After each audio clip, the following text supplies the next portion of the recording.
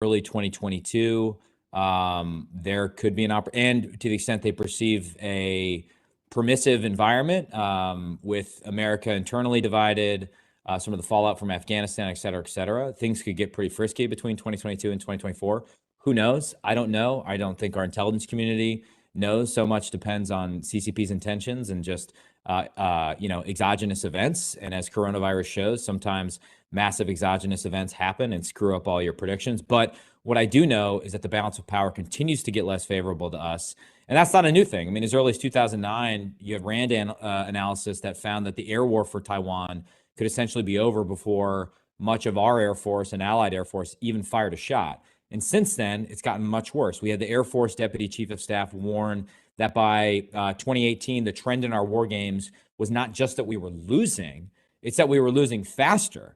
And then more colorfully, RAND's David Ochmanek put it, whenever we war gamed a Taiwan scenario over the years, our blue team routinely got its ass handed to it. So it's clear to me that if we went to war in the Taiwan Straits tomorrow, we'd probably lose. And it's also clear to me that the threat horizon for the Taiwan scenario is growing more near by the day. It's why I think Admiral Davidson's testimony was so important. And notably, the CNO and the Commandant agreed with what we've now called the Davidson window. And it's easy to dismiss it. It's easy to shoulder shrug away problems like declining force structure or a growing missile gap if you think this is a decades-long marathon. But it's a lot harder to do so if you think there's a very real near-term chance of war, or at a minimum, you think it makes sense to plan on that time horizon. And I do.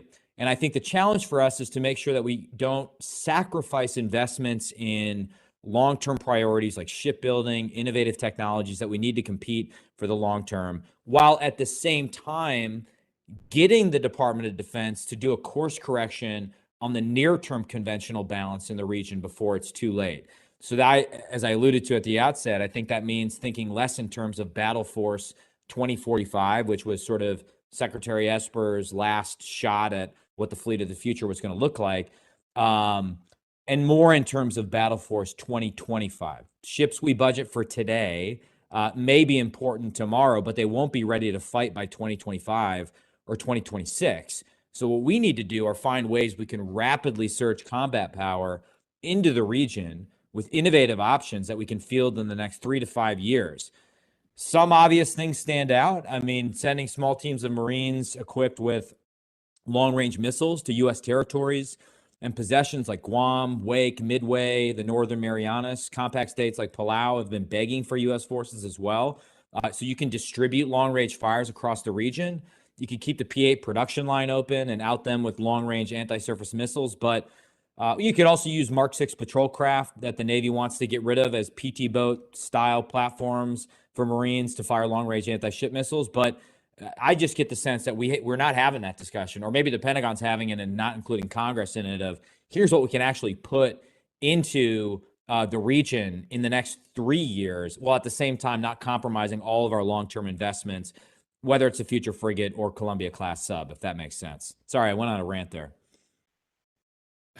No, that makes a lot of sense, and I appreciate the detail. We often remind people that the Taiwan Relations Act is not just about selling arms to Taiwan for defensive purposes. There is a provision that says the U.S. must maintain the capacity to resist force if asked to do so by National Command Authority. So it's actually a legal obligation for the U.S. forces to have the capacity to resist force. It's not one that the administrations are often called to answer on, but maybe that's one for your quiver, an arrow for your quiver down the line there. Of course, there's other parts of this equation. There's what Taiwan can do for itself, and there's the growing interests on the part of friends and allies. So I might ask you about each. Do you have a sense of how Taiwan is doing in their overall defense concept, how we are doing as a partner to Taiwan in providing weapons, providing training and services, and can that be improved? Well, there was, I think, a Wall Street Journal report this week that talked about problems in Taiwan's military. And a lot of those, it seemed like from the report, they talked about it kind of as esprit de corps problems. And I, without sort of venturing into classified territory, I mean, I sort of largely agree that there are legitimate doubts as to whether about Taiwan's capability to defend itself. And I think we can get far more creative in terms of options for equipping Taiwan with options for coastal defense. Really getting creative with intermediate range missiles now that we're freed from the constraints of the INF Treaty, and as well as now that we're acknowledging that we have a military presence on Taiwan, or at least that's what's in open source reporting, increasing that presence and doing more training as much as possible. And there also is a world in which I think states here domestically can, through their National Guard programs, develop creative partnerships with Taiwan's military. That's sort of a small piece of the puzzle overlooked, but as you know, Randy, that makes a big difference to our allies and partners. And I've had a provision in the NDAA that would do just that. As for our arms sales to Taiwan, I really commend the work that you did and the entire Trump administration did in terms of increasing, or at least attempting to increase what we're selling to Taiwan. I get the sense that there is a group of influential folks in the Biden administration that want to continue that work. But of course, I think the fundamental tension in the administration is that even though there are people who I respect and I think have a realistic view of the CCP and the importance of Taiwan, people like Eli Ratner at DOD, I do think there's a sort of separate wing led by John Kerry that is prioritizing a climate change agreement with the CCP, and therefore is loath to upset the CCP or do anything that would jeopardize progress on the climate issue. And perhaps there's no thing that jeopardizes or upsets the CCP as us selling more weapons to Taiwan. So that's a little bit of what worries me right now. And I think there was a third part of your question that I'm now forgetting.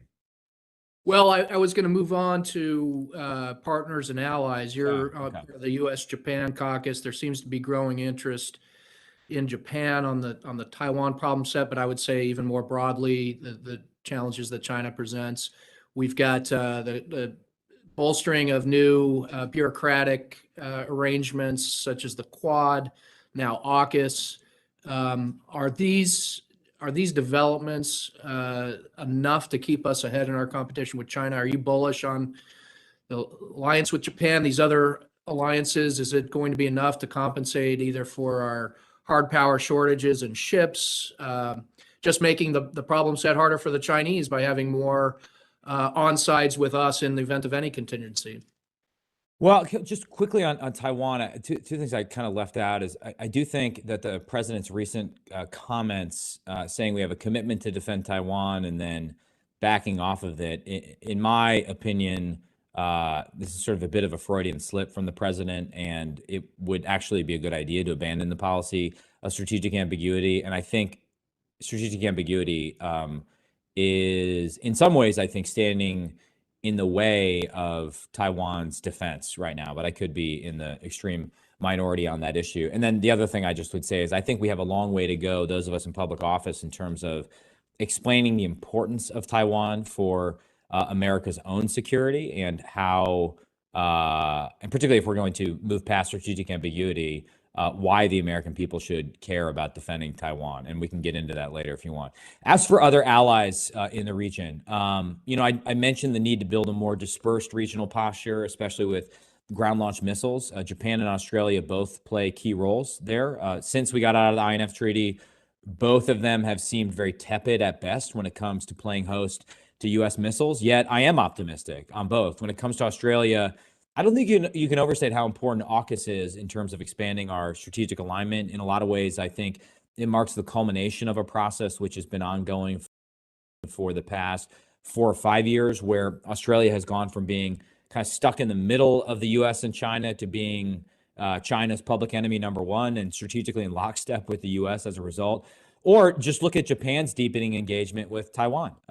They seem to be moving in the right direction as well. In fact, the Japanese are already deploying their own anti-ship missiles to certain islands. There's a very simple argument for the State Department, in my opinion, to make our Japanese allies, to make it clear that our anti-ship missiles are no more escalatory than the missiles already deployed to these islands, especially since many of these same exact missiles that we would want to deploy are already based in Japan aboard ships.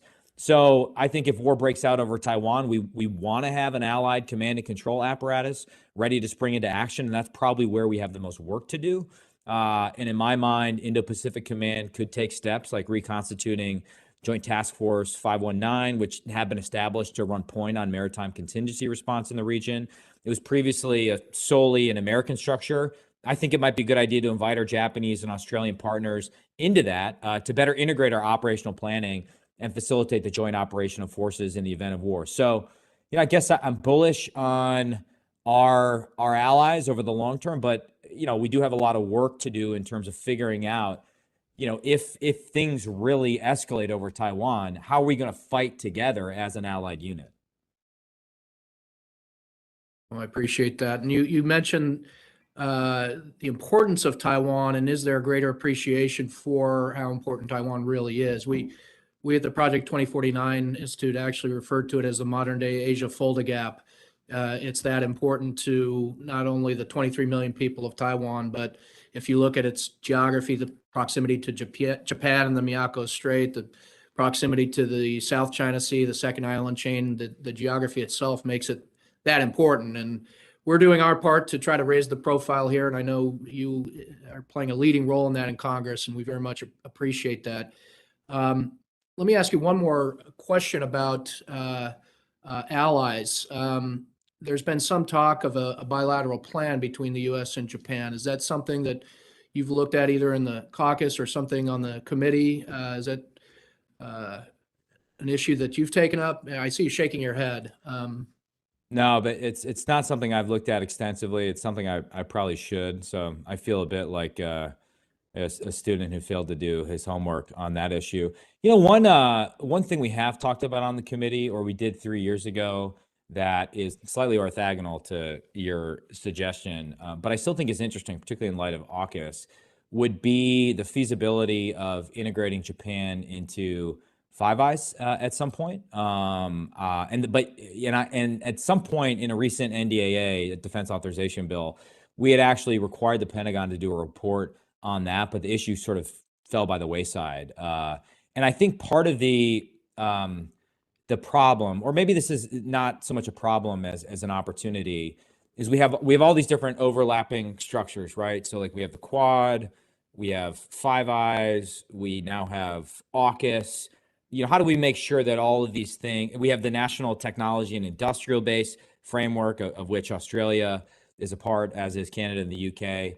Like, how do we make sure that all of these structures are not duplicative, but sort of all moving in the same direction, which in my mind is further allied cooperation, both in terms of our defense planning, as you suggest, but also in terms of our technological cooperation. And the latter is very critical. I co-chaired this Defense Critical Supply Chain Task Force with my colleague from Michigan, a Democrat, Alyssa Slotkin. And I think one of our biggest findings was that there's only so much you can do in terms of onshoring domestic production of things like pharmaceuticals, rare earths, energetics, semiconductors. Really, the only successful strategy going forward is less of a kind of buy America strategy and more of a buy allied mentality, where we kind of coordinate with our closest friends. Okay, what are the things where we can pool our resources and start to build more resilient supply chains and develop economies of scale in certain critical areas? I mean, that's an area where I just think there's a lot of work that needs to be done in Congress. I mean, put differently, instead of pursuing autarky, which doesn't work and is counterproductive, our focus needs to be, yes, getting out of China, but then to figuring out what we absolutely have to make in the U.S. and what we can safely source more effectively or efficiently from allied or partner nations.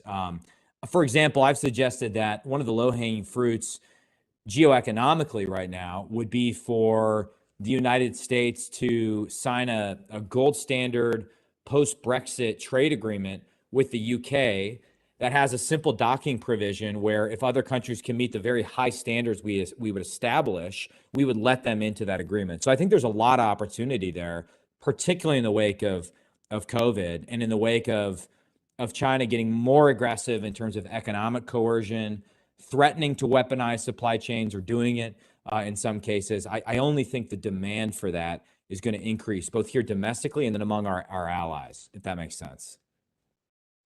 Well, it certainly does. And we followed your work on the task force very closely and appreciate your work on that, because we can stay at the 30,000-foot level and talk about strategic competition a lot, but you have to get granular at some point and deal with the practical issues that can really aid us in this competition and better our position.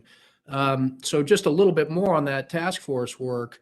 And I understand the point about onshoring is probably not optimal or even realistic, but diversification. My experience is many companies understand the direction of things, but at the end of the day, if they're doing all right in China, they're going to keep operating the way they're operating. Do you foresee this eventually as something that Congress is going to have to act on and force the hand a little bit on the industry side? I do. You know, it's such an interesting point, because a few months ago I did a couple trips to New York and met with a lot of less sort of Fortune 500 CEOs and more major asset managers, all of whom had significant investments in China. And here I was sort of, obviously like the national security hawk in the room saying, hey, David says warning about Taiwan. We have a incredible bipartisan set of legislators increasing scrutiny on genocide in Xinjiang, forced labor of Uyghur Muslims, legislating with that in mind. So, the tail risk from Taiwan is not a distant tail risk. It's a very real risk that you need to price into your investments. And also, you're going to get more political scrutiny when it comes to human rights abuses in China or forced technology transfer. Why are you 3Xing your investments in China or opening up offices in China? And I came away from those discussions thinking, well, it's like, why did John Dillinger rob banks, right? Because that's where the money is, right? So if you're generating double-digit returns in China in general and China tech in particular, you're not going to listen to, the mad ravings of a third-term congressman from Northeast Wisconsin. You're going to keep making money. I don't think that's sustainable for a few reasons. Put aside whether there will be an actual confrontation over Taiwan, which would not only change the game, but I actually think be uniquely destructive to the Wall Street community. In other words, if you doubt the willingness of a future president to actually go to war in a conventional and certainly nuclear sense over Taiwan, and I think it's reasonable to doubt that, you could guarantee that as merely a face-saving measure, a future president would fire every economic and financial weapon in their arsenal if that happened. And we have not worked through the escalation ladder. What does that mean, right? What does that mean for people with investments in China? What does that mean for retirees in America whose 401k is tied to the health of Chinese companies? I just think there's a whole series of problems. But put that aside, I just think particularly if the Wall Street community, and I know I'm painting with a broad brush, is going to keep evangelizing for this ESG movement. And the global ESG movement is intensely correlated with the energy crisis we're seeing in Europe and in China in some ways, although they're not going to comply with ESG requirements. At some point, the hypocrisy is going to be so obvious that you can't ignore, right? In other words, China stinks on the E, the S, and the G, right? And the G should stand for genocide if it stands for anything. So it just doesn't make sense for BlackRock to be 3Xing its investments in China at the same time it's leading the global ESG religious movement. So I think that's going to be unsustainable. And I think the next phase of selective decoupling, and I think it's important to note, it has to be selective, right? I don't have any problem with Wisconsin farmers selling soybeans to China, nor do I have a problem with American consumers buying cheap T-shirts from China. But when it comes to critical technologies, when it comes to technologies that can be used to enslave 1 million people in a modern day concentration camp, or even just as bad, if not worse, technologies that are deliberately designed to kill Americans in a future war, that's where certainly we have to draw the line. And I think it's only a matter of time before we enact legislation that does something along the lines of at least prohibiting major American university endowments from investing in China directly or through an index or something like that, like MSCI, which has been corrupted by the CCP in recent years, as well as state and local pension funds, particularly those that receive federal government support. In other words, if you are a tax-exempt entity or you're receiving taxpayer dollars, I think it's reasonable for us to say you cannot invest money in America's biggest adversary right now. And I think some form of that is coming, whether big American companies like it or major asset managers like it or not. And I also think that the person that's done the most to accelerate selective decoupling from China is Xi Jinping, with what he's done with Didi and the Ant Financial IPO. I think investors are waking up to the material risks of investing in some of these companies, particularly as we now know they're inserting cadres of CCP officials in a lot of the corporate governance structures, such as they exist in these companies. As a fiduciary matter, I don't think it makes sense to be investing in China right now, given the direction the party's going. So that's a long way of me saying, yes, I think the pressure is going to get greater for American companies to get their supply chains out of China and for American capital to stop flowing to China. I really appreciate those important remarks. We could talk a lot more about that, particularly on that very last point about capital. But we have questions starting to stack up from the audience. I might just ask one more before we go to the audience and bring it back up to the sort of meta level.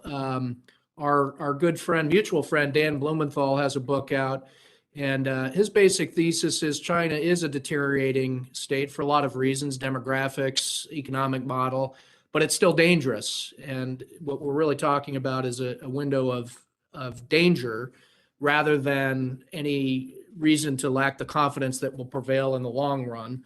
But there are some that are more defeatist and think that because of our own divisions, our own debt, economic problems, that China may overtake us and start to be really the driver of regional and global affairs in a way that we haven't seen before. So at sort of the meta level, what's your level of optimism? And if you're less than 100% optimistic, what are the key things for this administration to be taking on right now? Well, I was joking with Dan that I thought the title of his book was far too optimistic about the whole thing. The China Nightmare. China Nightmare. He could have thought of something way worse than that to convey the scale of the threat. But it's an excellent book, and I would encourage everybody to read it. Dan's made an invaluable contribution to the discussion. A lot of what I do is just sort of stealing his ideas as well. Optimistic, pessimistic. Well, I think this is sort of a point implied in your question. Look no further than Russia to see the damage that a state that's decaying economically and politically, and to some extent militarily, or whose economic decay is making it harder to make certain military investments, the damage it can do geopolitically, particularly when it's unrestrained from, the norms of the rules-based global order, a term that I think gets thrown around too much with little effect as to what it actually means. And I also think the unconventional gray zone aggression tactics that Russia has shown in eastern Ukraine and Crimea is instructive for the Taiwan scenario. In other words, there's a lot of options in between nothing and a full-scale amphibious invasion of Taiwan that are at the PLA or the CCP's disposal if they want to get really creative, particularly given that they're in a far more economically powerful position than Russia ever was. Maybe that's not true in terms of certain energy resources, but overall it's obviously true, and far more powerful in that regard than the Soviet Union ever was. So I am, whether that makes me an optimist or a pessimist, I guess I'm a pessimist when it comes to the next 10 years. Again, I really think the risk of a confrontation over Taiwan is far greater than we understand. And I should note, it's not just Davidson, it's not just sort of conservative internationalists like me making the case. It's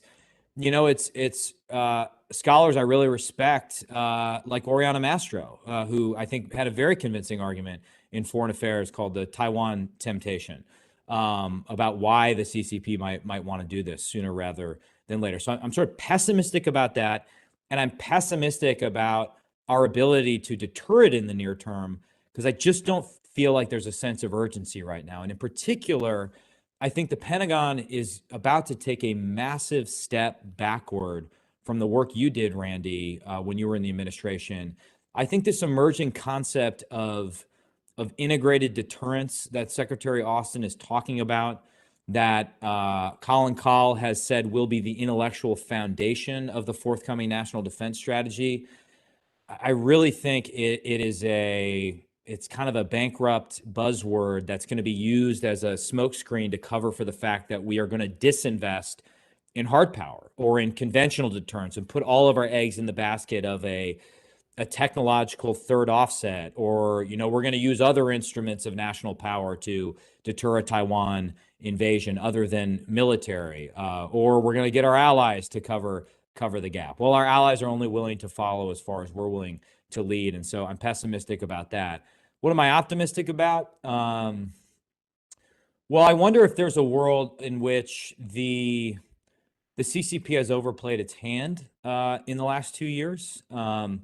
I think particularly the wolf warriors, who are all over American social media companies spreading anti-American propaganda. I think it's turned off a lot of people, particularly in Europe. Maybe are waking up to this. And in Britain, in particular, I think there's a little bit of a change. Less so with Germany. It's more of a problematic relationship, but maybe Australia is where I have the biggest source of optimism. I mean, just the remarkable change that Australia has undergone. And I think the remarkable courage that Australia showed in the face of severe economic coercion from the CCP provides a blueprint in some cases for the free world. And I guess that's sort of my biggest source of optimism, is at the end of the day, though we have a long way to go in terms of getting our allies on the same page in terms of our technological investments and our ability to fight together. I mean, China doesn't have what we have in terms of a vast network of allies and partners that genuinely want to work with us, right? Want to work with us. And I don't even think China thinks about sort of developing allies in the way we do. They sort of think about developing vassal states that are subservient to Chinese demand. So that is a huge advantage for us. And then just, America has shown its capacity for course correction time and again. We faced greater crisis than the one we faced, and I can't help but think that Churchill will be proved correct when he said, America can be counted on to do the right thing after it's exhausted all the other alternatives. So we might be taking a bit too long exhausting all the alternatives, but I'm long on America. Well, that's a great optimistic note to pivot from, and I certainly agree with your points about allies and the importance. It's really an asymmetrical advantage we have if we work with them in the right ways and focus on the right challenges. Another point we often make here is, and I think it's an accurate, defendable point, in the Indo-Pacific, our worst relationship is about as good as China's best. And it's your point about how they treat other countries, how they think of other countries. They're not trying to cultivate allies as much as they're trying to bully neighbors into being more deferential. But appreciate very much your comments. I certainly could go on longer, but I want to give our audience the benefit, if with your permission, Congressman, to turn to that phase of the program. And I think I'm turning it back to Ms. Hong. Yes. All right. Thank you. We have many questions here for you. So we are going to start with Tina Chung from Voice of America China branch. After U.S. Taiwan held a working group meeting on Taiwan's participation in the UN and related agencies last week, China's foreign ministry spokesperson said U.S. support to expand Taiwan's international space is sending the wrong signal to Taiwan independence forces. And former Chinese ambassador to the U.S., Sui Tiankai, questioned Washington's motive for such efforts, saying that China will never let the U.S. succeed. Now, what is your response to such characterization of the U.S. approach to Taiwan's international participation? Is the Biden administration sending the wrong signal to Taiwan's independence forces? And then if I may actually combine two questions together, what should President Biden's message be on Taiwan when he meets virtually with Chinese President Xi later this year?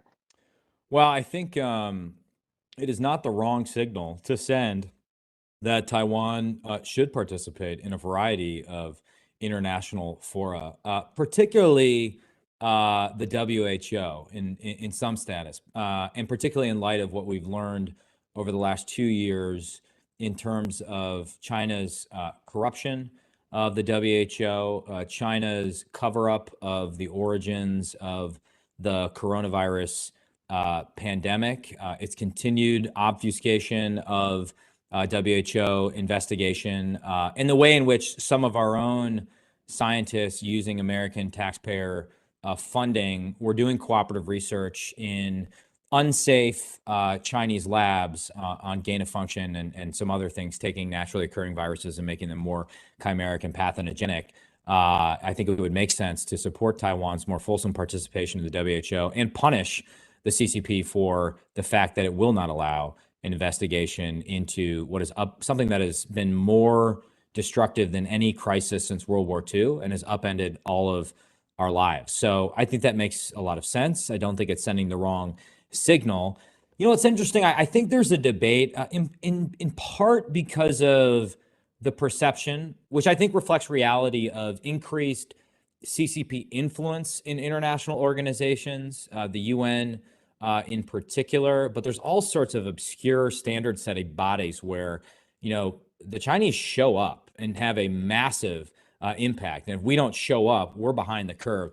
I think because of that, there's a debate, particularly within my own party right now, about whether to engage or disengage with these organizations.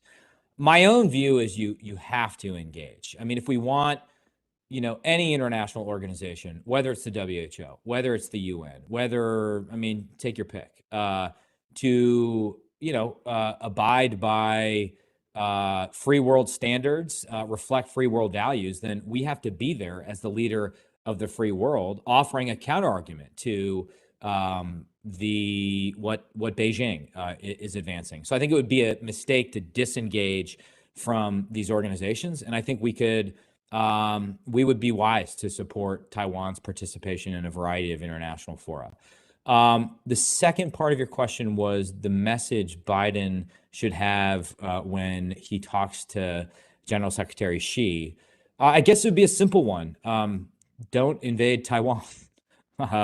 If you do that, you can expect a response. Now, of course, as I previously argued, I don't think the policy of strategic ambiguity serves us well at this point. I would have preferred Biden didn't walk back his commitment to defend Taiwan the other day. I have no confidence that the administration would actually deliver a blunt message to China that if they try something, we will respond. But that's what I hope President Biden would say to General Secretary Xi, as well as delivering the message that we won't be participating in the Winter Olympics in Beijing because we don't want to give a regime that we have said, and it's not just the Trump administration, but also the Biden administration has confirmed, is committing genocide right now.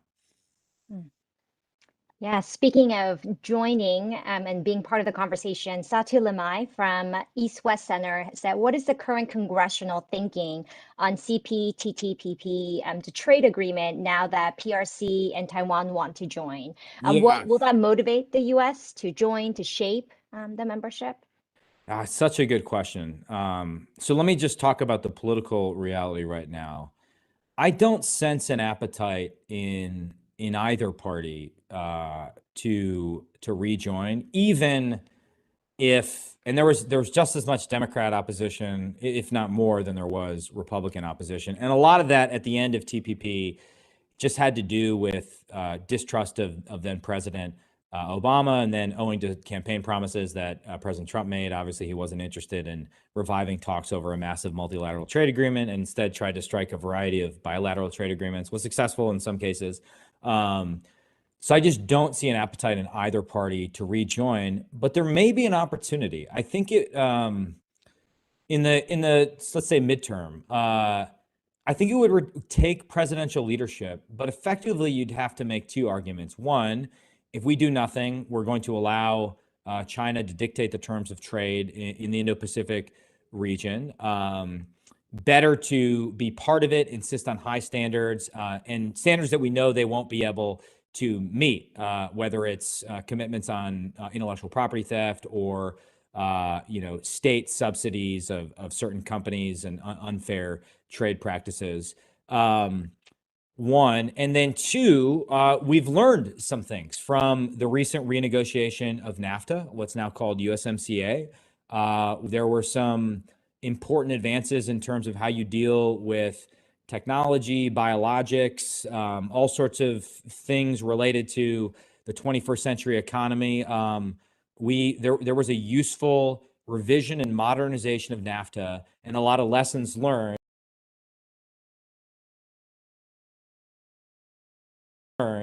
that sort of somewhat ironically were taken from the draft of TPP that we could now use in order to make sure that a future TPP was both a free trade agreement as well as a fair trade agreement that didn't disadvantage American manufacturers. So listen, I can't put a probability on it. And again, I started off by saying there's really no political desire from either party to revive TPP, but I could see kind of a world in which a future president, it's not going to be President Biden, I just don't think there's the political desire, could revive the talks at least. And as I alluded to before, there are some other things you can do in terms of bilateral trade agreements.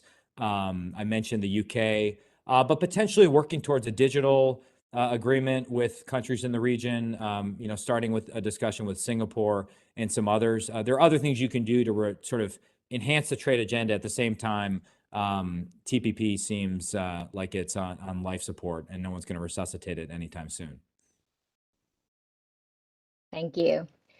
The next question is from Matthew Cranston from the Australian Financial Review. What do you expect or hope Australia's role will be the first 72 hours if China invaded Taiwan? And this question is for both you and Randy. Oh, Randy, you might have a better answer than I do.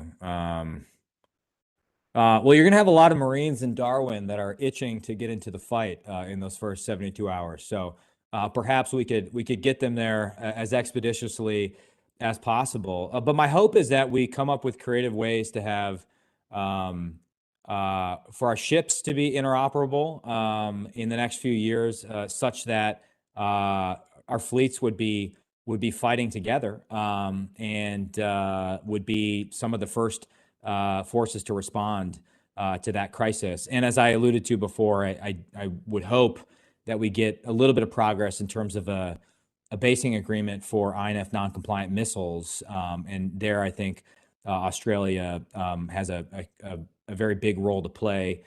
And then just because I'm wearing Australian boots right now and an RM Williams belt as well, and I chair the Friends of Australia caucus, and I have a deep love for my Aussie mates. It's a beautiful thing to think that we fought together in every conflict for the last 100 years. And I think the ties our country have are not just reflective of shared interests, but also shared values and a shared military history. And that's a very, very powerful thing. And so we're very lucky to have an ally like Australia. And I have no doubt that we would be fighting together in that scenario. Well, thank you. And I agree with everything the congressman just said. And it's really remarkable, the evolution of thinking and willingness to be more public about the China challenge. Australia has been a stalwart ally, as Congressman Gallagher mentioned, fighting alongside us in every conflict. But the alliance can still be modernized and oriented more appropriately for the modern challenges. And I think that's the path we're on. I note that the Defense Minister Dutton just commented on a possible Taiwan contingency, and he said it would be unimaginable for the U.S. to take action in Australia not to be contributing in some form. And so I think just that having that spirit there, we can work the details out. And I know we're looking at these various things. I do like the point about interoperability.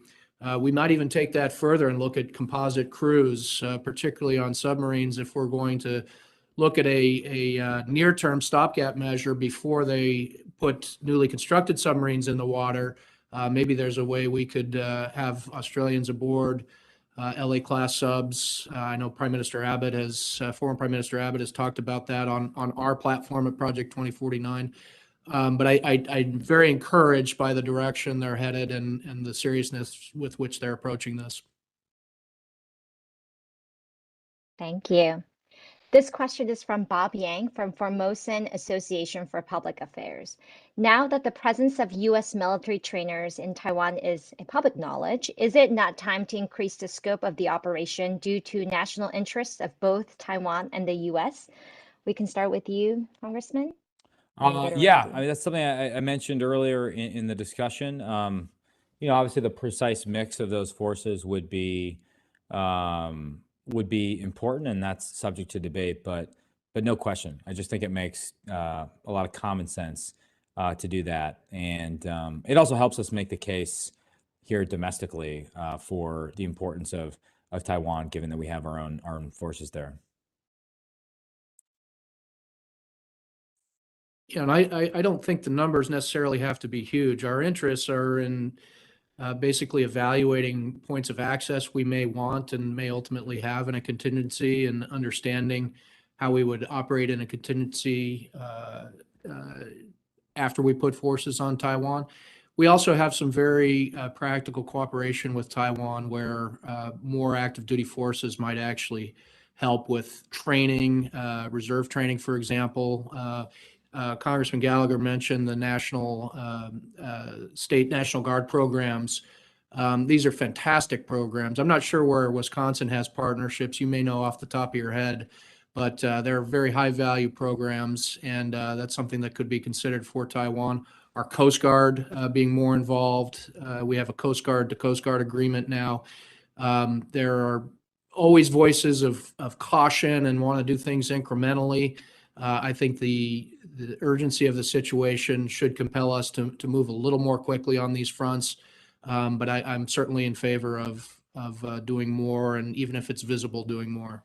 Could I make a follow-on point, Randy? And I'd be curious to get your reaction to this.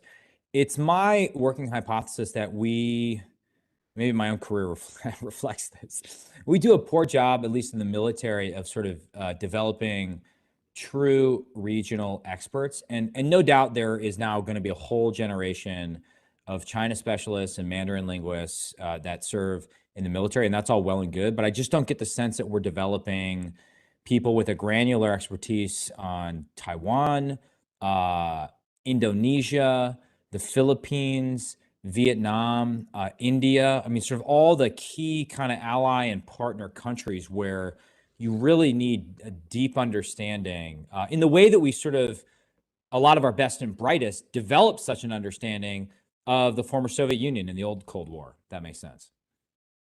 No, I agree with that. And I remember a point at which then Secretary of Defense Esper pulled an executive team together, and he said, when I was a second lieutenant, I could look to my right and look to my left at my colleagues, and all of us could name Soviet platforms. We could all talk about major Soviet bases. We all knew the adversary in a more granular way than we can't do that with China today. You can't pull a second lieutenant aside and ask him, what are the three major bases that the PLA are operating out of. So we need to do a better job throughout the entire enterprise of educating, but particularly when you get to that level of expertise. I mean, the Army has always been a little further ahead with its FAO program, but oftentimes those officers, their own careers are jeopardized by spending too much time away from the quote-unquote Army if they do regional tours. I do think developing that kind of expertise in the areas you mentioned, Southeast Asia is absolutely critical. My own experience traveling there, I think they want to work more closely with the U.S. They want to be on sides. The common narrative is Southeast Asia doesn't want to choose. And I would always submit, they don't want to choose in public. They don't want to stick their neck out, but mostly they've chosen. They want to protect their sovereignty. They want to be able to protect what is theirs without undue influence from Beijing. So I think the area is really ripe for more robust engagement, but we have to have that foundational expertise to do it smartly. I sort of think, Randy, it's a choice not between us and China, but between China and their own sovereignty, right? Which is something that the CCP threatens in many cases. But you don't have to respond to that if that gets you in trouble. No, when it comes to that question of choice, I would always instruct our officers and say that don't think of it as a choice between Beijing and Washington. Can you choose your own sovereignty? Can you choose peaceful dispute resolution? Can you choose free, fair, reciprocal trade? Can you choose multilateral organizations that uphold the rules-based order, as undefined as that might be sometimes? And the answer is yes, yes, yes, yes across the board. Then you're on sides. You don't have to declare in every forum and every strategic document, but you're on sides if you value those things. And certainly we get a good audience for that as we travel around the region.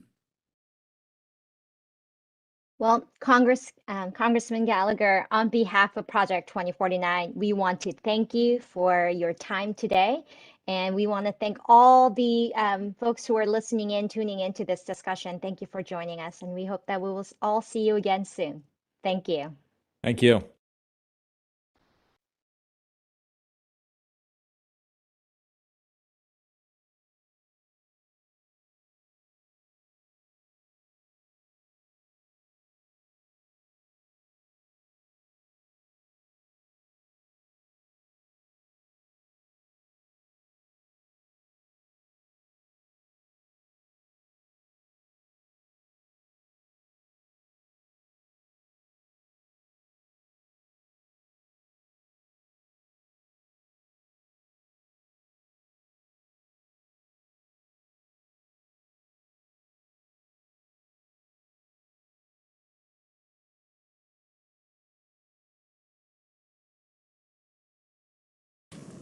Good afternoon, and welcome to this session of FPRI Asia Program series of events.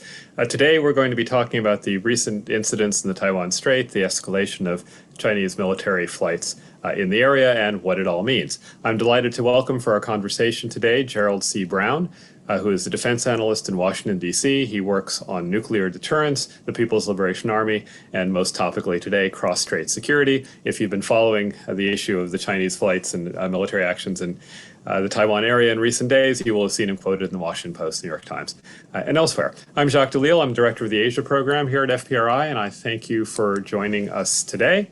I hope you'll enjoy today's programs, and that if you do, you'll consider joining us by going to fpri.org.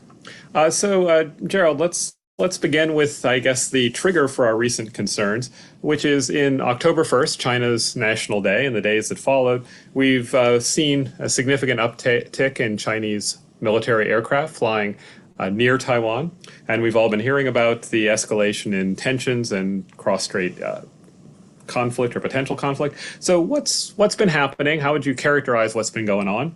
And in what way does it differ from what we've seen before? Because after all, this is hardly the first time China sent planes in that airspace. Indeed, the pace had been an average of one a day for a year or so preceding the recent events. Yeah, Jack, and thanks for having me on. That's absolutely right. So the real shift it was October 1st to October 4th, we saw just a massive uptick in the pure scale of the number of flights entering Taiwan's air defense identification zone. Over those 4 days, there were 149 different sorties being flown into that. And preceding that, the highest number for an entire month was 117 over that entire span. So definitely a large kind of a quantitative increase in the ratio of flights being sent into there.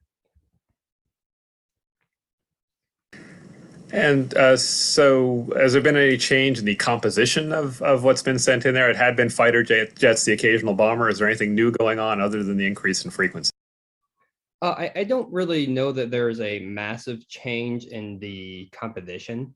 So there were a lot more fighter jets being sent through, like J-16s, things along like Strikers, things along those lines. But typically when we've seen the large incursions, because larger incursions of around 20 or so have happened in the past, especially over the past year since the Taiwan's Ministry of National Defense started releasing the data. But we've seen whenever they've had a large incursion, it's typically featured a lot more fighters. So that's kind of on track for a large increase in the incursions. There were definitely a lot more bombers along those lines, but it's also kind of hard to attribute how much of that is a change of composition versus a change of scale, if that makes sense. Yeah, I think it does. So, Taiwan's Ministry of National Defense has described this as the worst moment in 40 years for this kind of conflict. And you've seen some rather loose talk about Chinese planes going into Taiwanese airspace. Now, for our viewers here, this is kind of a complicated airspace landscape. So we have the Air Defense Identification Zone, which is where these flights have been occurring. Taiwan declares, like many countries, an ADIZ, as it's known in the trade, where approaching aircraft are supposed to give notice. Then we've got the median line in the strait, the halfway point between the mainland and Taiwan. And then we've got the 12 nautical miles of airspace that sits above the territorial sea. So tell us where these planes have been operating and what the significance is of being in those various spaces. Yeah, that's exactly right. And that's a important distinction to make here between ADIZs and general ADIZs. What a word. They get complicated, right? They overlap in a lot of ways. For instance, China went over and established an ADIZ in the East China Sea in 2013 that overlaps with Japan, Korea, and Taiwan's Air Defense Identification Zone. And the norms surrounding ADIZ aren't really well established. So for instance, the US goes over and maintains that it doesn't need to call into ADIZs, including people calling into its own ADIZ, unless they are planning on entering the country. Taiwan and other states disagree. There's a lot of different interpretations, and there's no real set of norms or laws or guidance governing this. The Chicago Convention went over and established that ADIZs were a thing, but it didn't really give any further guidance past that, right? So there's a lot of kind of tenuous distinctions here. When we're speaking about the incursions into Taiwan's Air Defense Identification Zone, it's very specifically discussing either incursions across the median line, which that dividing point that you mentioned there. The incursions that we saw through early October did not cross this median line. They were instead in the southwest airspace, I apologize, the southwest region of Taiwan's Air Defense Identification Zone. So those are areas still a ways away from Taiwan's airspace, even though they did approach it not necessarily super close, but as they went onto the southeast corner, which we kind of saw there, and we can go over and provide some of the kind of flight maps or whatever as well. They were really concentrated in this region, which is where we've seen most of the increases over the past 3 years. Right, and so the median line is the sort of thing which under ordinary circumstances between two states would be a maritime boundary, and each side would say that it had some degree of rights on either side. Now, it's more than the 12 nautical miles, it's more than 24 nautical miles across that strait there, but it would be the way we'd sort out various kinds of maritime rights. Of course, the funky thing about the Taiwan Strait is it's an international strait, so there's supposed to be freedom of navigation and overflight through it. Indeed, that's why the U.S. Is authorized legally to send ships through the strait, naval ships through the strait if it so chooses. But there has been, I take it, and you watch these things very closely, you've been keeping tabs on these flights. I take it that China has generally not done much of crossing the median line. If they did, it wouldn't have legal significance, but it would kind of be upsetting a de facto arrangement of some degree of tolerance for that Taiwanese claim on that side, although we've seen the occasional straying across the median line. Is that accurate? Yeah, that's absolutely correct. So there weren't really any median line crossings until in 1999, is when the PLA decided to cross over that again. And then after that, I don't believe, to the best of my knowledge, there was nothing until around March of 2019. So there was definitely a large shift in behavior. And I think that kind of is an interesting piece when you look at the ADIZ violations in general throughout the last couple of decades, because that's where we really see the interesting trends occur. Late 90s, the PLA really didn't fly into the Taiwan Strait at all. It mostly focused within its own sovereign airspace at 12 nautical miles off of China's coastline. And when around late 90, I believe 96 was when they went over and started to go into the Taiwan Strait more, but still west of the median line. And so if you go over and you look at a lot of like Taiwan's Ministry of National Defense reports, then they have numbers of PLA sorties going into its air defense identification zone, but west of the median line. And then around 2019, that started to shift again with the flights across the center line there, and increases quantitatively from that period where it's not necessarily flights west of the median line as the 99 to 2019 period were, but instead flights past the median line in a couple of rare circumstances and flights into the southwest portion of the air defense identification zone, which did not occur until that 2019 timeframe.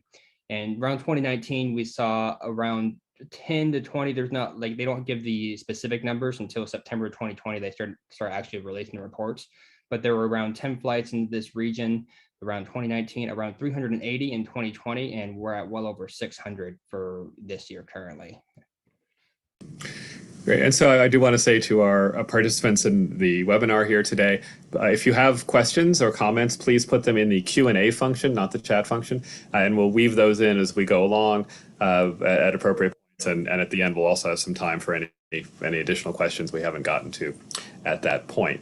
So I want to take a step back from the recent developments to talk a bit about the backstory here, why China is doing what it's doing now. And as you say, it's not entirely new, but it's a quantitative uptick. So there's a long backstory here, which of course is that China claims sovereignty over Taiwan. It claims that Taiwan was inappropriately taken from China by virtue of one of those, in the Chinese view, illegal unequal treaties in the end of the 19th century when it was ceded to Japan. And then it remained under separate control after World War II as what China views as a legacy of an unfinished civil war. That is, that when the nationalists, the Republic of China government retreated to Taiwan, it was just this remnant of a civil war that should eventually be resolved by bringing the territory back under Chinese control. So that's a very deep story. And then there's a more recent story where China, Beijing, has been quite upset with Tsai Ing-wen, the current president of Taiwan from the Democratic Progressive Party, which China likes to brand as a separatist or independence party. And so there's been a real chill in cross-strait relationships for the 5 years or so that she's been in power. And then we have the Xi Jinping part of the story, who many view as seeing the recovery of Taiwan as something of a legacy issue, kind of like the recovery of Hong Kong was an accomplishment by his predecessor, Deng Xiaoping. And China has always insisted that its preference is for peaceful unification, but has never ruled out the use of force, and has in the last couple of years kind of redoubled its insistence on the one country, two systems model as the model for unifying Taiwan. One first tried out in Hong Kong in a way that's not so popular in Taiwan. But we do have this sort of uptick in the tone of the rhetoric, if not the content of the policies, since early 2019 by Xi Jinping. Although the National Day speech, in a way, was a bit of a climb down. So what do you see as motivating what China's doing here? Is it Xi Jinping and politics and nationalism and so on that we've seen building up? Is he playing to domestic audiences? Or does this reflect his sense that the military balance is shifting steadily and now maybe reaching a tipping point across the strait where China can be more assertive because it has the military credibility that it's presumably trying to underscore with some of these maneuvers near? I think, Jack, we could probably spend an hour talking about any one of those topics you just went into. So I think it's a little bit all of it, right? The narrative has definitely changed, especially with the election of Tsai Ing-wen in 2016, as you mentioned.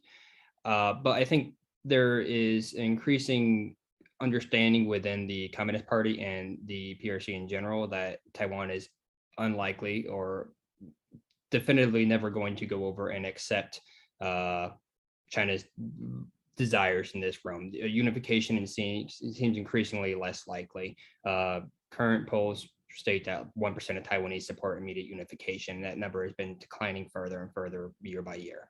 The one country, two systems model was kind of devastated with the travesty in Hong Kong, and this is putting a lot more pressure on the PRC to use other measures. So obviously the PRC has never renounced the use of force and maintains that as a credible option for occupying Taiwan if peaceful means are exhausted, and it's increasingly seeming like these peaceful means may be exactly that. Which raises a lot of concerns about the potential use of force, especially when you're looking at this in coordination with PLA modernization over the last 2 decades here. So towards your latter points there, it's really kind of a combination of all this, right? There's a large domestic signaling. Obviously, over the last couple of days here, the incursions that we saw were occurring during the PRC's National Day.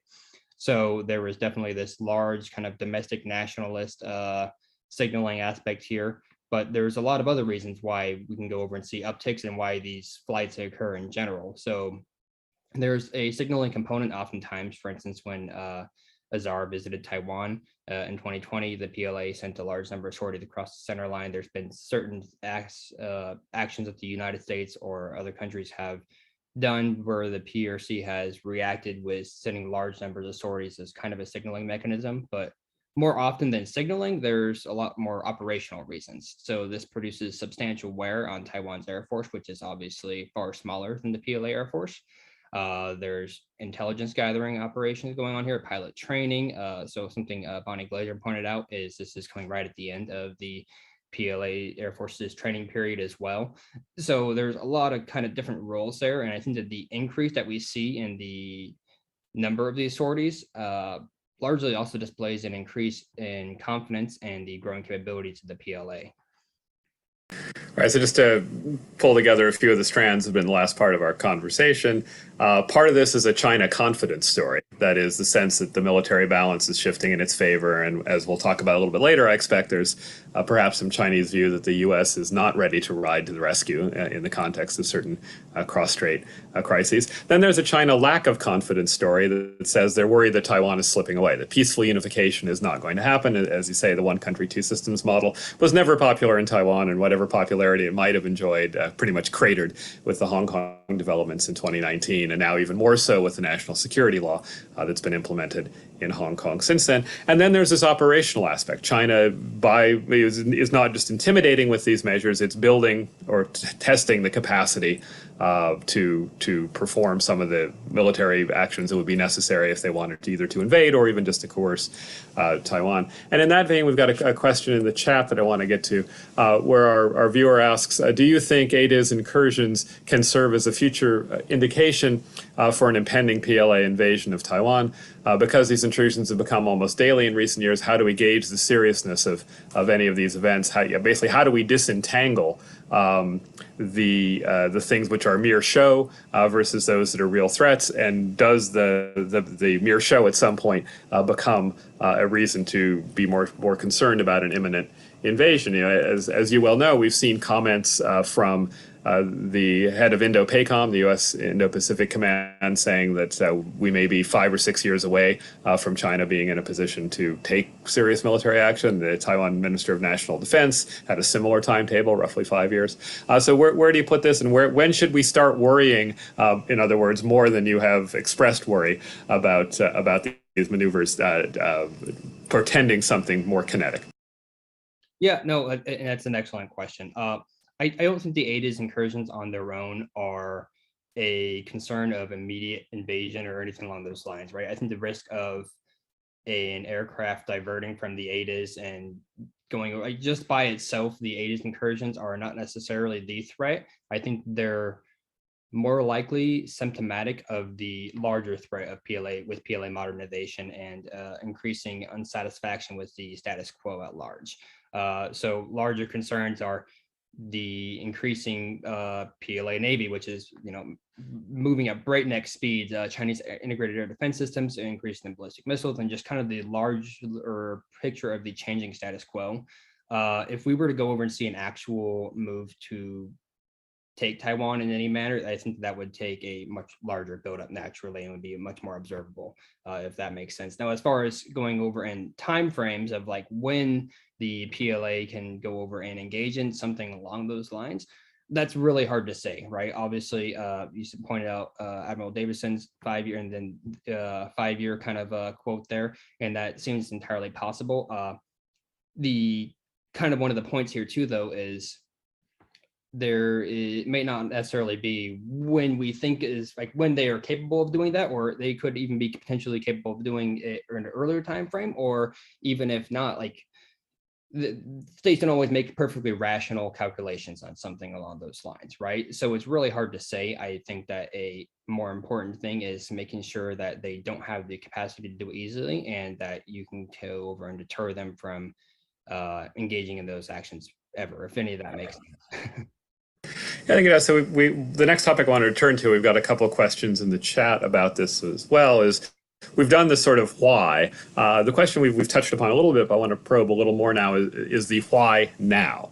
We've touched upon that, some Chinese National Day obviously being an occasion for something of a focal point here. But there are a couple of other explanations that have been pointed to, one of which comes from one of our questioners, whether this is a sign of a possible power struggle in China.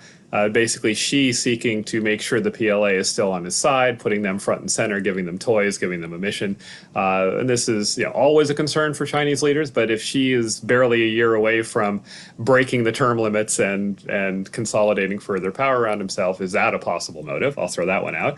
And another one is whether the event that has been disclosed since the increase in Ada's incursions, but that China probably knew about beforehand, which is the stationing of U.S. Special Operations Forces and trainers to basically beef up the capacity of the Taiwanese military. Either of those strike you as or any of those strike you as helpful explanations for why we've seen the uptick now? I think you can go over and probably make a case for any of it, right? The challenge of this is it's very speculative in nature, right? And that's going to be with a lot of this. We don't have a clear statement from the PRC saying, hey, we are sending X planes into your air defense identification zone because of Y. So with, obviously you pointed out Xi Jinping's kind of like consolidating the national support and showing strength leading into the potential for him to go over and be in office for another 5 years. I think that would be quite a likely contender for a potential reason why this could be occurring. I find the special operations forces operating within Taiwan less likely. There were reports, China would have probably known about this for a while, realistically, and there were reports as far back as a year ago saying that these forces were operating in Taiwan. The change was the confirmation. But I would have expected something more triggered towards that to go over and be more geared towards after said confirmation, right? And we haven't really seen any ADAs uptick. I mean, knock on wood, since the October 1st through 4th.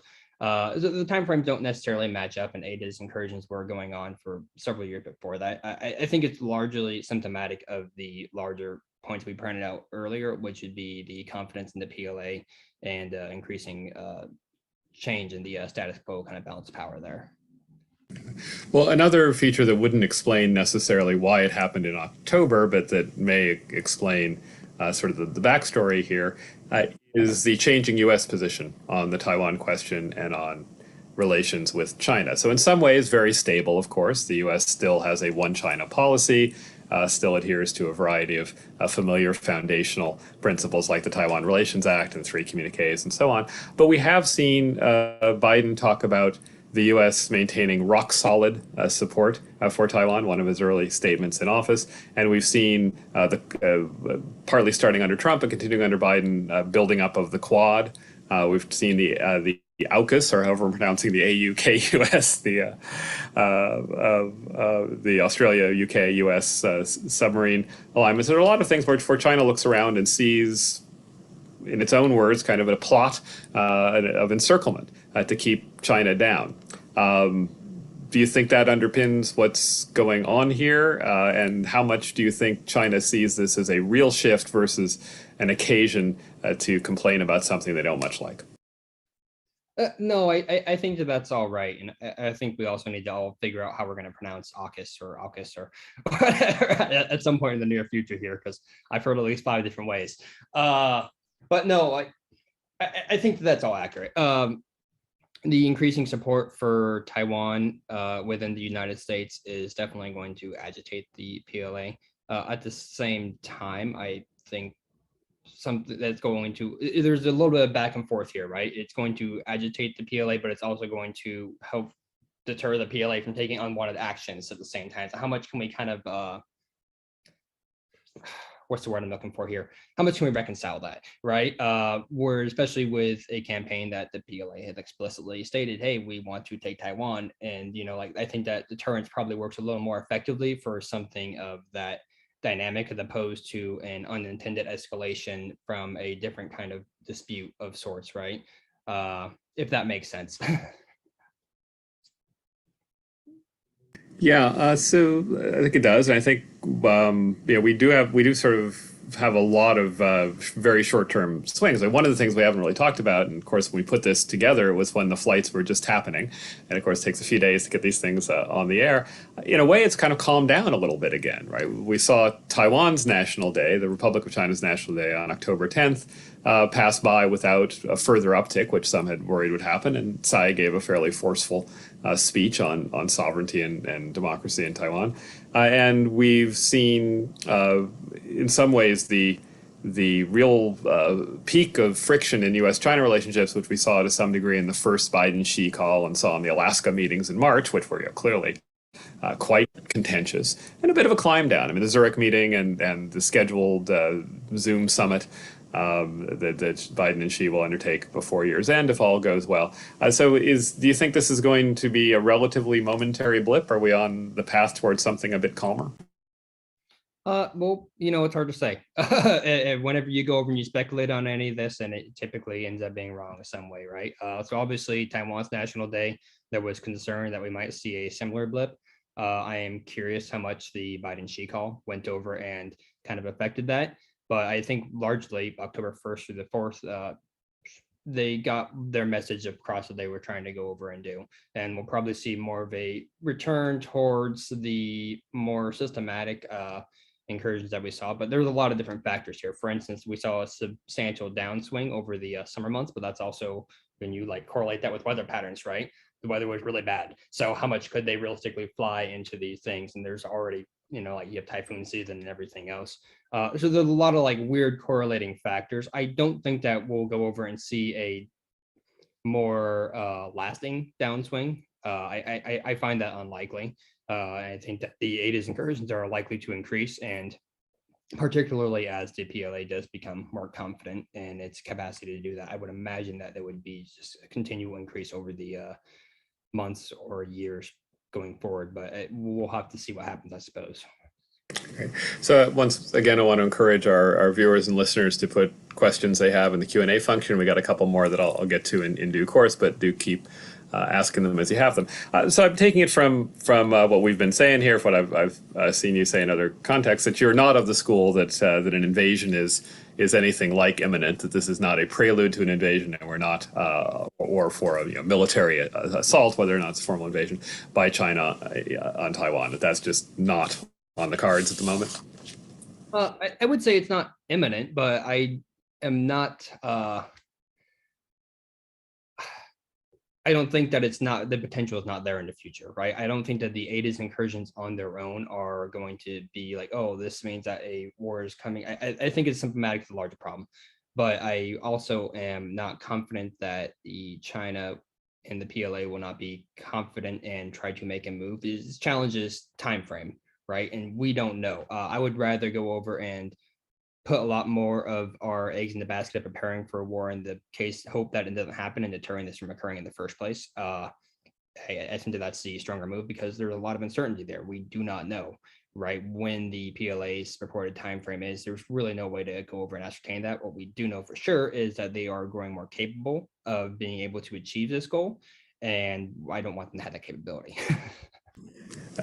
Fair enough. And I think for now, there's still a fair amount to the position that this would be a hugely costly undertaking for China, not guaranteed of success. And even if successful, economically hugely costly, reputationally costly, at least still poses a significant risk of an escalating conflict with the United States. Not a great thing to do unless you feel like you really can and get away with it, or like you really need to, because this is your last chance to keep Taiwan from slipping away, and neither one of those at least seems imminent. So if this is not for the purpose of preparing for a near-term invasion or really building up the sort of practice to do that, what do you see as the purposes of this ongoing set of undertakings? We talked about the operational elements that can help China prepare. We've talked about the attempt to point out to Taiwan that China will not tolerate certain drifts toward independence or certain ongoing rejection of unification. But beyond that, what else is in the mix here? I mean, deterring Taiwan again from going, well, let's take them one at a time. One is this question of deterring Taiwan from going farther down the path toward independence. Presumably not something Tsai Ing-wen is going to do. She's been quite moderate on that issue. She's done her best to say she will preserve stability and not reverse prior progress in cross straits. But if that's the concern, what is exactly do you think China is trying to deter if we don't see Tsai as on the verge of doing something radical? Well, I think that there are different views of what that means on both sides of the strait and in the U.S. The status quo is not really a defined status quo. Everybody interprets it differently, right? First off, obviously, Tsai Ing-wen could not unilaterally just declare independence, even if she wanted to, right? It's not how a democratic society works. So I think there's some misconceptions within a lot of viewers on that, Tsai is pro-independence and is just going to unilaterally declare that when, as you pointed out, she has done nothing of the sort. The stance of the Democratic Progressive Party has been that Taiwan is already independent and it is called the Republic of China, right? But there is definitely less of with the Chinese view in this, it's more towards that there won't be a move towards unification with the PRC, where this becomes less likely, right? And I think that's more towards what said signaling and concern is their view of, independence is primarily just the status quo, where Taiwan already is independent in every way, shape, and form, except for the international law kind of like recognition side of that. So it's a shift away from the potential that there will be some form of unification in the future. Yeah, I think it's fair characterization. I mean, China has won on deterring formal independence, but has lost on encouraging unification or some such framework. And the question is, can it live with that status quo? Probably, seems at least for now, although she has been pointed in stating that the issue cannot be put off generation to generation for the indefinite future. And then there is this nagging, although not imminent, concern that Taiwan will drift further away toward China's red lines on formal declarations. So to what extent do you think there is an attempt to deter other states in the region from getting too comfortable with the idea of supporting Taiwan? And we've seen moves by Japan. We've seen clearly by Japan in statements of stronger support for Taiwan. We've seen military deepening of cooperation, again with Australia, with the UK on some military practices in the area, Japan as well, which clearly have a Taiwan scenario in mind. So is China up to sort of saying to everybody in the region, hey, we're serious about this, don't get too cozy with the Americans on this agenda, sort of divide and conquer, if you will? Yeah, no, I think that's a fair characterization. I think that there's definitely a signaling component to at least some of said flights and maybe the greater trends in general, right? Where they do go over and try to signal their displeasure. Now, whether that means invasion is more or less likely, that's also harder to say. They could be displeased that Japan and the United States and other countries in the region are increasing their support and signal that displeasure. That doesn't necessarily mean that they're more likely to invade. In fact, it could be the opposite. They could be signaling this and trying to warn them, but this is the case of brinkmanship, right? Where they are actually less likely based on the greater costs that they would have to incur. As you pointed out, invading Taiwan is already incredibly challenging and incredibly costly. When the US was looking at taking Formosa in World War II, right, it planned on 150,000 casualties in the operation alone. And I think that in the age of modern warfare, where you have, anti-ship missiles and everything, like it very much favors the defender. The cost of such an operation to China with just Taiwan would already be immense. The economic cost from nations around, and then especially if someone like Japan and the United States were to get involved, as has potentially been signaled, then their costs are catastrophic. So just because China is increasing air defense identification zone incursions does not necessarily mean that they are more likely to invade. It could simply be this signal of displeasure on this kind of changing status quo, or it could, there are a lot of different ways you can potentially take this, right? There's no decided on definition here. Right, that's right. I think if we don't think an invasion is really imminent and being plotted at this point, then everybody is playing to some degree a game of deterrence, trying to deter the other actors from doing things that it sees as imperiling its interests and at least tolerable status quo, or maybe some minor nudges from the status quo. So, China, Beijing is playing this game of trying to at least delay and weaken the joints in this alignment the U.S. is trying to build with regional states to deter China from acting toward Taiwan or on other territorial claims, and essentially trading on the longstanding view that regional states would rather not have to choose too clearly between China and the U.S. Well, there's been another piece of the fallout of some of the discussion, particularly in the U.S., over the significance and how to respond to the Chinese incursions into the ADIZ, which is it's reignited in at least a small form the chronic debate of should the U.S. in effect abandon Taiwan, right? So this argument that basically China is deeply committed to this issue, the U.S. isn't seriously prepared to go fight to defend Taiwan, so we should start drawing the lines now that says Taiwan isn't the kind of core interest to us that Japan and Korea are, whereas it is a core interest to China. Recognize the asymmetry of interest, recognize the growing or the movement toward a possible asymmetry of military capabilities, and just realize we're going to have to yield on that one. You've seen that debate in some of the policy media. What do you think of it, and do you think it's a blip or something that will become, if not a basis for really changing U.S. policy, at least the kind of chipping away at longstanding positions that we've seen recur from time to time? We can all go through the history of the Finlandization of Taiwan article in Foreign Affairs some time ago, the call to abandon Taiwan, and the sort of Charlie Glaser stuff. So where do you situate this one? Is this serious or not? So there's definitely a robust debate on the topic and how much of a U.S. interest is defending Taiwan.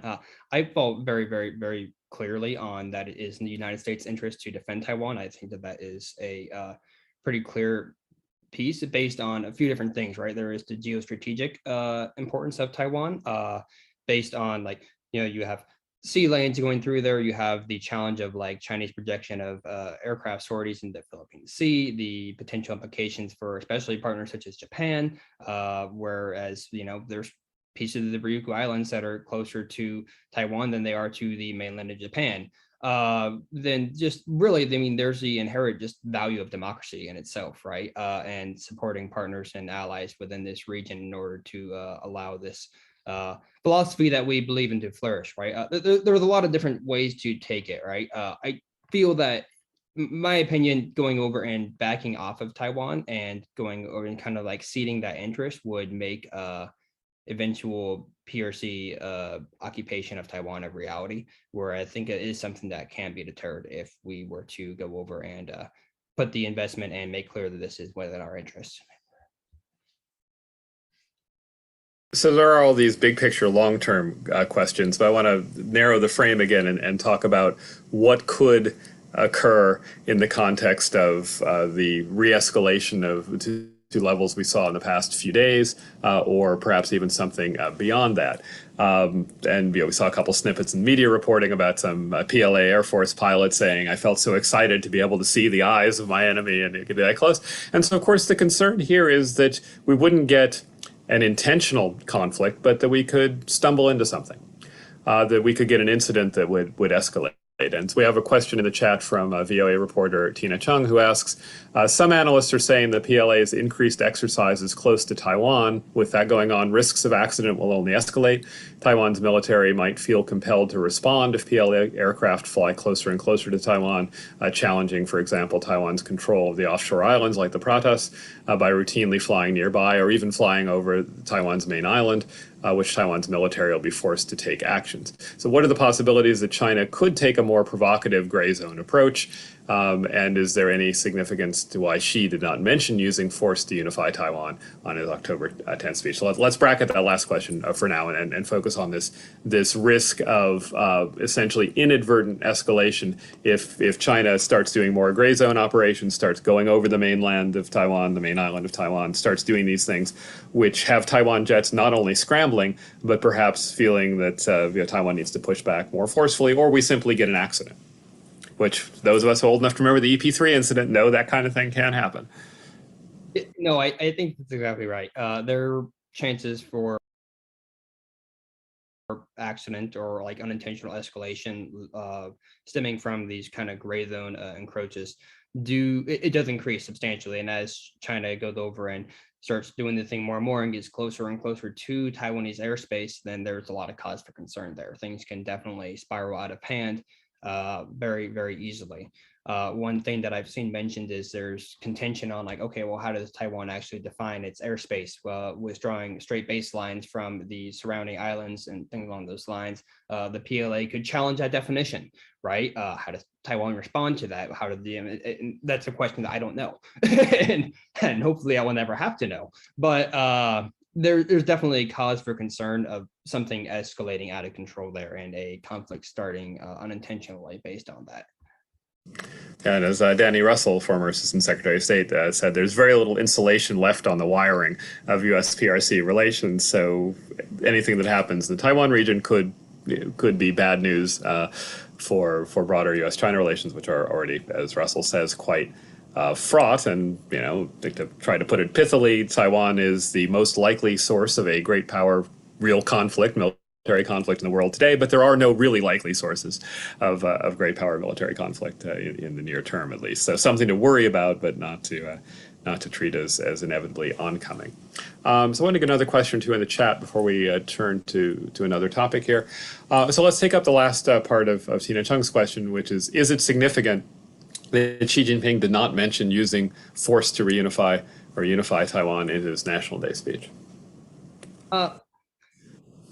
I find it challenging to go over and discern how much significance is in every speech where it mentions or does not mention. I think that in general, like General Secretary Xi does not always mention that. He also has very explicitly mentioned it in other times, right? That could be product of the Biden-Xi discussion that happened previously after these incursions. I'm not sure. So the best answer to that question is I do not know. I am reading less into the one speech and more into the general trends over time of PLA modernization and the general decline in cross-strait relations. Yeah, I'd agree with that. I don't think we can read too much into individual choices of words. That they're, used to say that whenever any American leader or senior official would say something that got a little bit off of past script, and you saw this with George W. Bush, you saw this with Colin Powell, you saw it with Clinton, you saw it with Obama. Every once in a while, somebody would say something that wasn't quite the catechism, and then you would see people scramble back and say, no, there's been no change in policy. Well, that kind of exchange doesn't happen openly in Chinese discourse, and I think it's probably a bit more planned. Things are a bit more carefully scripted, but there's a real stability to the underlying position, which is China's preference is peaceful unification. It's not in a big hurry, but it's got to happen eventually, and the use of force is always claimed to be a potential if Taiwan goes the wrong way. So there will be these momentary, I think, either explicit or more often implicit tit-for-tat deals, and so it may have something to do with the attempt to take down the temperature in U.S.-China relations. And I don't know how to read Xi's omission. I don't know how to read Biden's strange reference to agreed to abide by the Taiwan Agreement, whatever that is, which we take it as a somewhat awkward reference to the idea that the Taiwan Relations Act and other elements of U.S.-China policy remain intact.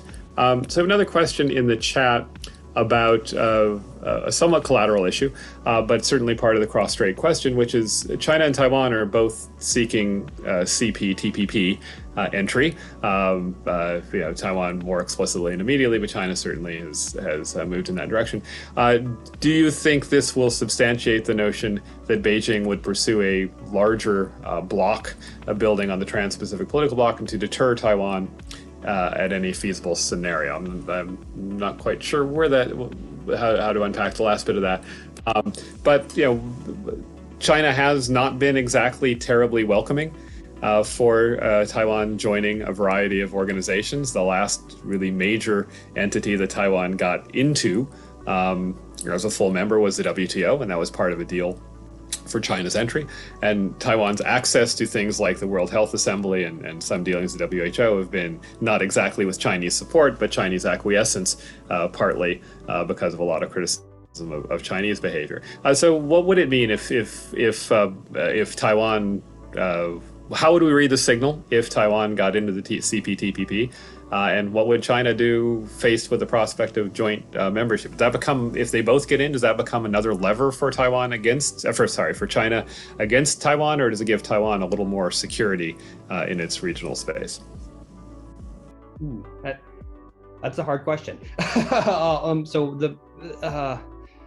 Obviously, like you pointed out, any time that international organizations, agreements treat Taiwan like the state that it is, it angers China, and it causes further complications within that relationship. There's usually some kind, and China actively seeks to prevent Taiwan from having any meaningful contribution or access to international organizations generally, especially under the Democratic Progressive Party administration.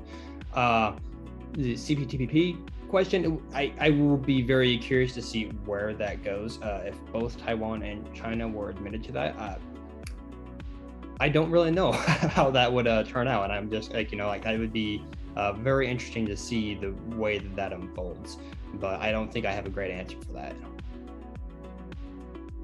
Yeah, I think it's going to be a tough one. And of course, what makes it an interesting and difficult question is the U.S. having opted out of the TPP and making it the CPTPP. I mean, it was the economic leg of the pivot to Asia, and the U.S., to strain the metaphor, chopping off its own leg, has not exactly made us a nimble sprinter for trying to provide what in Asia is always important, the economic underpinnings for a kind of security alignment. So that's to some degree a problem of our own making, and as your response points out, how to read what China and Taiwan do in that space is made complicated and is made a matter of concern and impact because the U.S. is not the biggest economy in that CPTPP, which it did have the opportunity to be. So one of the questions that showed up in the chat that we definitely want to turn to before we reach the end of our time here is what the U.S. should be doing. This is, as I think we said, largely a question about deterring China, primarily deterring China from being more coercive toward Taiwan, whether that's escalating further into the gray zone in the hopes of intimidating Taiwan or depressing Taiwan into a degree of acquiescence, or whether it is actually pursuing or at least risking inadvertently a conflict. Clearly, the U.S. goal is to deter a certain range of activities. And China's goal is minimum to deter Taiwan from doing certain things, but hopefully to coerce it into undertaking certain things. So what should we do? What should U.S. policy be and what changes perhaps should U.S. policy undertake to cope with these things? We've seen a few silly things. There was an op-ed by a member of Congress in the Washington Post today about how we need to amend the Taiwan Relations Act because the president has no authority to take military action in the event of a Chinese attack on Taiwan, absent going through the War Powers Act process with Congress, something which has never been used, and the lack of which has never deterred a U.S. president from dispatching troops if he or she deems it in the national interest. So that one's kind of silly. But more seriously, you've seen things like a call to abandon strategic ambiguity for strategic clarity and other measures. So if you have the ear of those grappling with how to think about Taiwan and U.S. cross-straits policy in light of some longer-term developments, particularly in light of the concerns raised by the recent events, the post-October 1 sorties and so on. What kind of adjustments do you think are necessary? And how much can we sort of stand pat with what we've been doing for a long time? Yeah, no, it's a great set of questions. So you pointed the strategic ambiguity and strategic clarity debate. I think there's a wide and rich discussion amongst a lot of very, very smart people about which way the U.S. should go. I tend to side with the position of strategic clarity. I think that in a campaign where the PRC has made it explicit what it will eventually try to do in the case that it cannot peacefully unify with Taiwan, I think that the more effective measure there is to make clear U.S. commitment and deter any such things from happening. But at the same time, I don't think that ambiguity versus clarity is the most important facet of this discussion. I think a lot more of it has to do with operational capacity with both the U.S. and Taiwan. So one thing that's been highlighted a little bit on this is the operational wear to Taiwan's Air Force from engaging in Taiwan. They stopped going over and responding to every sortie several months back. But they're especially larger sorties, like, there's definitely a reason that they stopped doing that. It is a large amount of wear on their Air Force, where the last study that I saw from Shar School went over and highlighted that 13% of Taiwan's defense budget goes towards its fighter jet force, which is a relatively unsurvivable force. Another study from RAND showed about 360 SRBMs and 5 Su-30 sorties could pretty much eliminate the entire standing Air Force that for fighter jet aircraft that Taiwan has.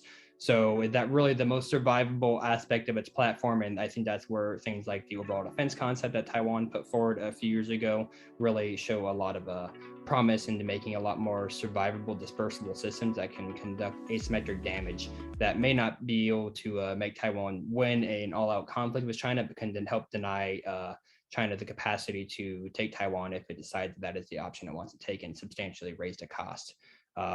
With the United States, I think that you need a lot further investments in the region and to go over and really increase partnerships, right? Stronger discussions with Taiwan and signaling in that regard. I think the US-Japanese partnerships and discussions that have happened recently have been a huge step towards ensuring that. I know Defense Minister and the Secretary of Defense Austin went over and both stated to cooperate in the event of a crisis in Taiwan Strait, and I think things like that are a great move. It just needs to be partnered with investment in the region and ensuring that the United States has the operational capacity to work alongside allies and partners in the case of hostilities ever occurred, and by virtue of that, prevent that from happening in the first place. And I think it's an important point that Tsai Ing-wen has gotten a fair amount of credit for emphasizing Taiwan's defense needs and investing in defense, but it's not just a dollar amount, kind of like we talked about the Build Back Better plan. It's not just a dollar amount, it's about the actual details in it, and this sense of getting survivable forces and asymmetric capabilities has been an important part of that story. So as long as we're kind of in the hardware end of things, that is actual capabilities in various scenarios, we have one question in the chat that asks if you've seen indications of significant increases or shifts in force mobility across other warfighting domains, that is marine, subsurface, marine surface, subsurface, basically other military capabilities, not the Air Force, or I guess ballistic missiles will be part of this too. But has China gained relevant capability across the board in a way that is changing the cross-strait equation that we've been talking about? Yeah, no, absolutely. I think that's entirely correct that they have. So there's been a large focus on those sea and airlift capabilities to go over and pull troops across the strait in the case that it decides to engage in hostilities there. I know Thomas Shugart as well recently put out a paper evaluating civilian craft and the capability to commission those for use in sea lift capabilities and a cross-strait contingency, which would vastly, while obviously less survivable than a military craft, would greatly improve the amount of troops that the PLA could ferry across the strait. There's been, just in general, PLA modernization over the last 2 decades especially has been moving at breakneck speeds. And I think especially with reorganization in 2015 into joint theater commands that help ensure that, gear the PLA towards a maritime conflict within its local waters and more joint force, more of a joint force composition that can work better with each other. And you've seen this with changes in the Central Military Commission's leadership, where you have more of a divergence away from the traditional like PLA Army dominance of the PLA and more towards Navy and Air Force components. So really across the spectrum of PLA modernization, they are becoming far more capable and prepared to engage in hostilities over Taiwan if they deem it necessary. So that's in terms of the cross-strait capabilities in a fairly concrete and detailed way. One of the things that's gotten a lot of press in the context of the recent events also is that there have been some tabletop war games conducted by the United States, the blue team, red team games, in which the blue team hasn't done so well sometimes. That is, there are at least some scenarios where the U.S. is unable to ride the Taiwan's rescue and may actually lose a localized conflict in the area. How seriously should we take that, especially given that these games are designed sort of as stress tests, right? They're designed to test the bad case scenarios. So how much should that change our thinking? I think that your last point there is the important one to stress here, right? War games are not necessarily designed to be the all-encompassing predictive force, right? They are designed as stress tests. They are going over and putting pressure on weaknesses within the region, and I would be more alarmed if we were winning every war game, because I think that would be disingenuous.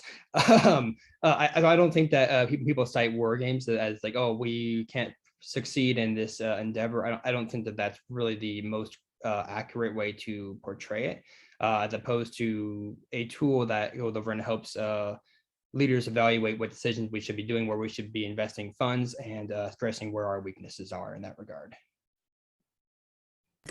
Okay, we have another question in the chat, and I suspect that you're of the school that diversionary wars are extremely unlikely. But are diversionary events like shows of military force through these kinds of flybys to rattle Taiwan, do those occur? Or as the questioner puts it, is it possible that the ADIZ incursions are being used to divert domestic Chinese audiences from their developing problems such as internal debt, social economic crises, basically a dramatic way of playing the nationalism card? I say it's a possibility in a sense. I don't necessarily think that war on its own would go over and occur by those means. I don't think it's impossible by any means. I know a friend and colleague of mine, Mike Mazza, has a lot of kind of interesting work touching on that possibility. But especially as something like ADIZ incursions, I think that was specifically the ones that we're referring to here, October 1st to the 4th, a massive show of force in that way. And then you saw, Hu Shijun and the Global Times stoking that same kind of nationalist, ego there, and just discussing how, China's Nationals Day parade was in the Taiwan Strait, and there's a lot of stoking that kind of nationalism card for sure going on, and potentially you could see something along those lines to divert from problems at home. I find it a lot less likely that a entire conflict would occur on those realm, but I wouldn't put it outside the realm of possibility as well. But that's hard to assess accurately. So I want to return in our closing minutes here to some of the issues that we didn't fully nail down about what the U.S. should be doing to achieve its goals of what are still goals of dual deterrence, but the deterrence right now is deterring China from coercion, not deterring Taiwan from Chen Shui-bian era style moves that would provoke a crisis, and how to do so if we keep the policy of strategic ambiguity in place or stretch it a little bit. And to some extent, that's a little bit playing with words. I think announcing a change from strategic ambiguity to strategic clarity would be seen as symbolically huge, but under either concept, you've got a range of things you can do. And there's been an aspect of strategic ambiguity it's always been pretty clear, which is the U.S. sits in judgment of what's going on and decides who the bad guy is. And leans on them. So clearly the current issue is to deter China from action. And of course, the critique of strategic clarity is then you wind up drawing red lines and then you have to figure out whether you stick with them or not. I think that's a little disingenuous too, because strategic clarity doesn't mean setting out a list of conditions that will trigger U.S. intervention and which ones won't. So there's flexibility on either side of that fence, and much of the question really is, do you symbolically cross the fence? So that, with that preamble in place, what in a relatively detailed way should the U.S. be doing? You said that you have some leanings toward going with strategic clarity, whatever that may mean, but it's suggested we've got to unpack whether that's any more definitive than strategic ambiguity. But what do we do to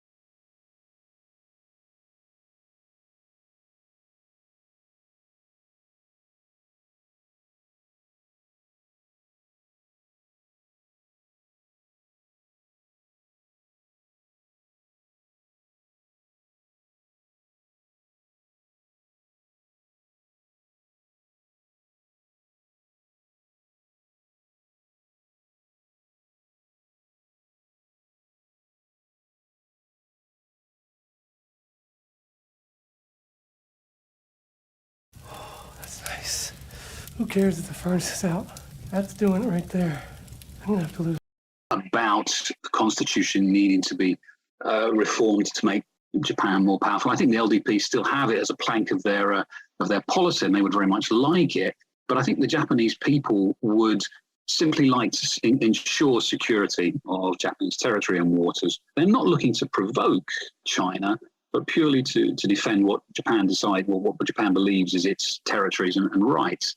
I don't see, there have been protests in Okinawa in recent months, but that's primarily to do with the move of the US Marines base to a new site in the prefecture.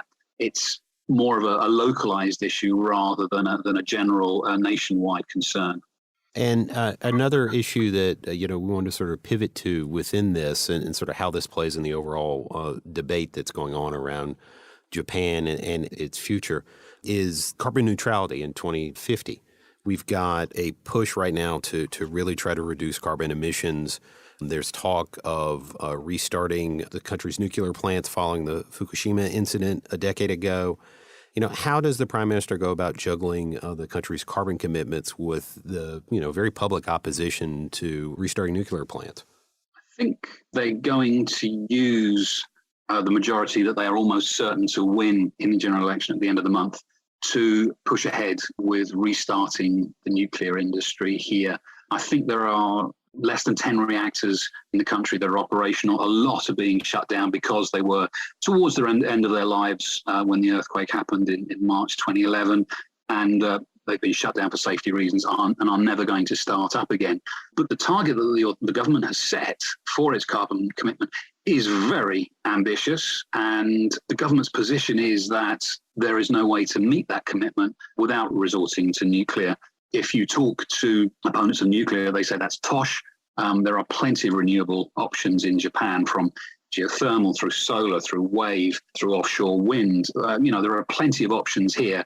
Yet the energy hawks in the Japanese government are pushing very, very hard. And the cabinet that Mr. Kishida named is strongly in favor of nuclear power. And clearly that's the direction that he's being pushed in. Fukushima will never be restarted. And there are plenty of other plants around the country that will never be up and running again, but many will. And the debate now, even in the leadership election for the head of the LDP a month ago, the debate was the old plants that Japan has relied on until now are not going to reopen.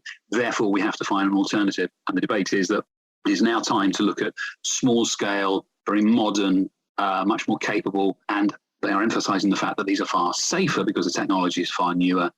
Nuclear plants. And that is one thing that certainly they're going to be looking at.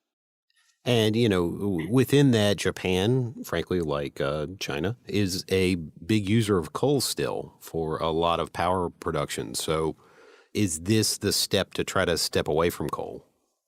Yeah, I think it is. Japan had to go back to the fossil fuels after Fukushima, after 2011.